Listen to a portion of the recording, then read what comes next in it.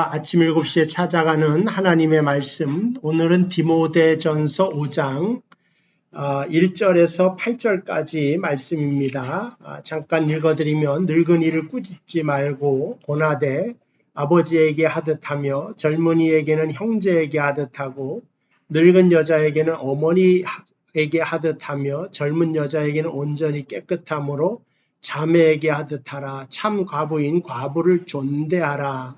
만일 어떤 과부에게 자녀나 손자들이 있거든 그들로 먼저 자기 집에서 효를 행하여 부모에게 보답하기를 배우게 하라.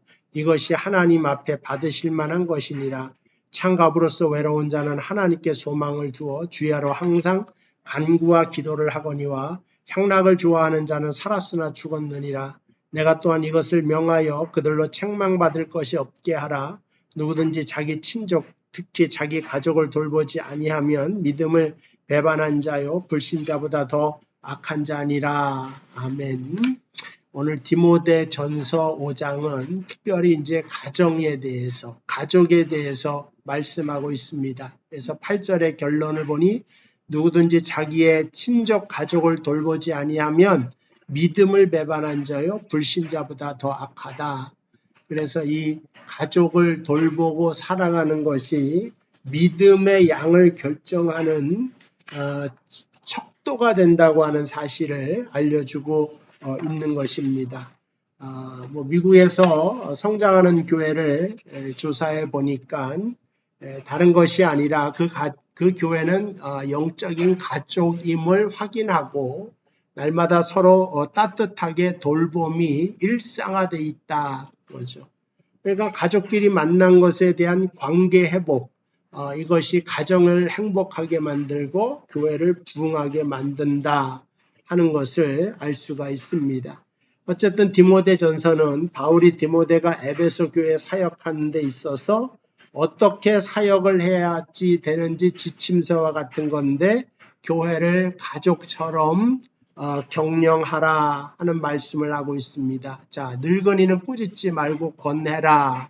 무시하지 말라고 하는 거죠. 나이 들어서 뭘 알겠나, 세대 차이 나는데 어떡하나, 꾸짖는 것이 아니라, 큰 소리 치는 것이 아니라, 무시하는 것이 아니라 존중하라 그런 뜻이에요. 그래서 아버지에게 하듯 하며, 교회 어른들을 보면은 아버지에게 하듯 해라.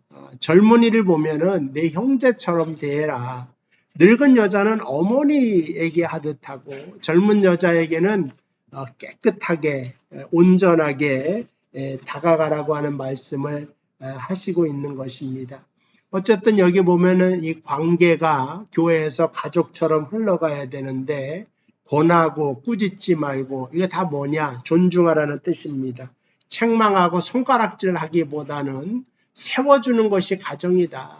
밖에 나가서 잘못하면은 때리기를 하고 또 루저라고 해서 완전히 포기할 수도 있지만 가정에서 가족은 포기할 수 없는 것 아니겠습니까?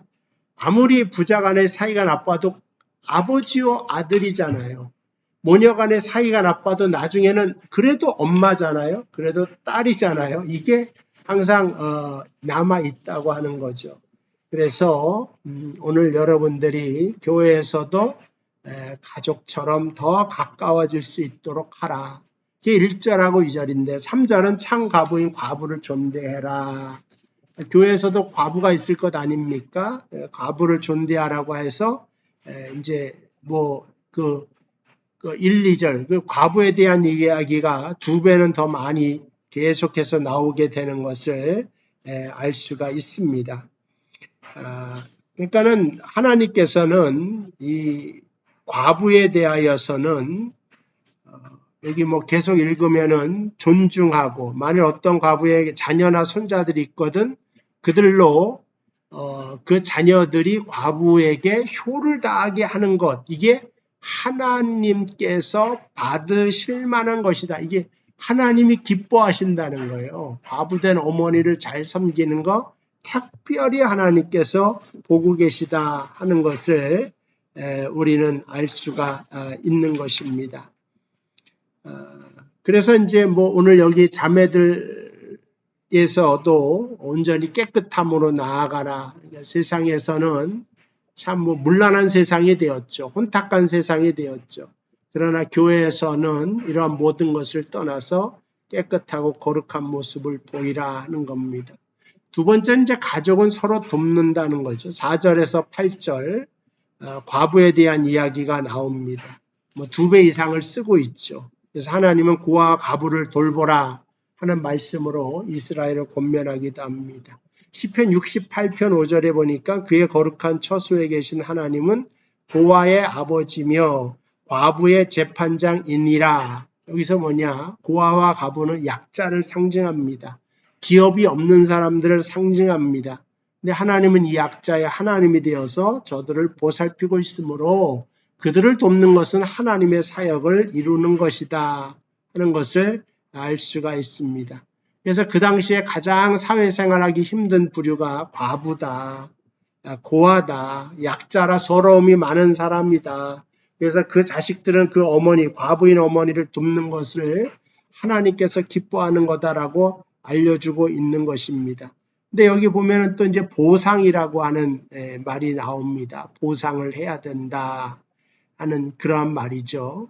그래서 이거는 이제 물질적으로도 도울 줄 알아야 된다. 이제 그러한 말입니다. 정서적으로 돕고, 그 다음에 관계적으로 돕고, 그러나 그의 생활을 돌보는 것, 그것도 대단히 중요한 것이라고 알려주고 있습니다.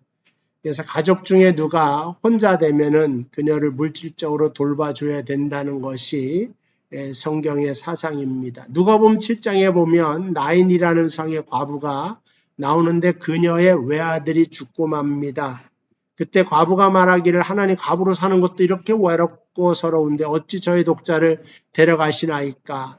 그때 예수님께서 이 울음소리, 이 처절한 통곡의 소리를 들으시고 주께서 과부를 보시고 불쌍히 여기사 울지 말라 하시고 가까이 가서 그간에 손을 대시니 맨 자들이 서는지라. 예수께서 이르시되 청년아 내가 내게 말하노니 일어나라 하시매 이 과부의 아들을 주님께서 살려주셔서 그 장면이 나오죠. 누가복음 18장에는 과부가 재판장을 쫓아가지 않습니까? 그것을 통하여 재판장의 그 권함을 통하여서 응답받는 그러한 말씀을 하고 있는 것을 보게 됩니다.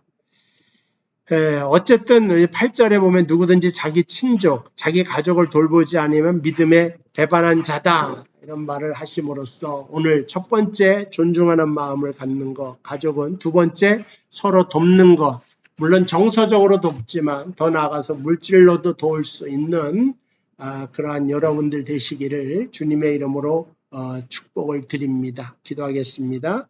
하나님 아버지 은혜와 사랑을 감사합니다. 우리에게 가족을 주셨사오니 더 사랑하게 하시고 잘 돌볼 수 있는 믿음을 허락하여 주옵소서. 또한 우리가 교회에서 형제와 자매와 어머니와 아버지 영적인 가정으로 만나게 하심을 감사합니다. 우리 명성교회가 더욱 가족적인 분위기로 따뜻하게 서로 도와주는 그러한 교회 되도록 인도하여 주옵소서. 예수님의 이름으로 기도하옵나이다. 아멘. 내일 이 시간 또 뵙도록 하겠습니다. 안녕히 계세요.